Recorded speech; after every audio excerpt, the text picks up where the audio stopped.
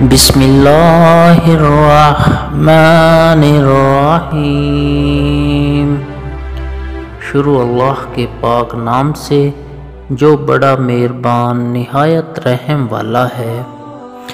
دوستو، کبھی کبھی انسان جو چاہ رہا ہوتا ہے ویسا اس لیے بھی نہیں ہوتا کہ ممکن ہے جب ہم کوئی اپنی پسند چیز مل جائے تو وہ دنیا میں گم ہو جائے اور اللہ تعالیٰ سے دور ہو جائے۔ جیسے قارون کو مال ملا تو اس نے اللہ کی راہ میں خرچ کرنے کی بجائے تکبر کا مظاہرہ کیا اور نعمت اس کے لیے زوال بن گئی۔ انسان کو لگتا ہے فلاں چیز میرے لیے نعمت ہو گئی، مگر وہی زحمت بن جاتی ہے، چاہے اسے کتنی ہی اچھی کیوں نہ ہے۔ اس لیے ہمیشہ یہی سوچنا چاہیے کہ اللہ کریم میرے ساتھ ہیں، وہ میرے ہر معاملے میں آسانی پیدا کرے گا۔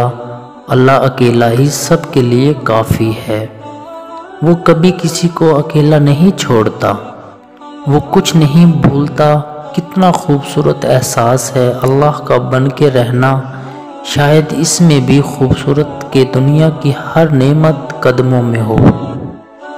ایک مومن کا اللہ سے تعلق ہر محبت سے بڑھ کر ہونا چاہیے، خوف ہر خوف سے بھی زیادہ، امید ہر امید سے بھی زیادہ، اور عاجزی ہر احترام سے زیادہ، کیونکہ اللہ نے سب سے بڑی نعمت قرآن کریم کی دی ہے۔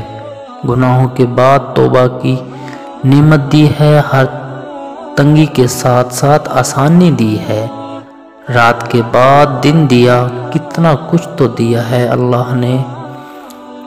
کیا پھر بھی انسان تو غفلت نہیں چھوڑے گا؟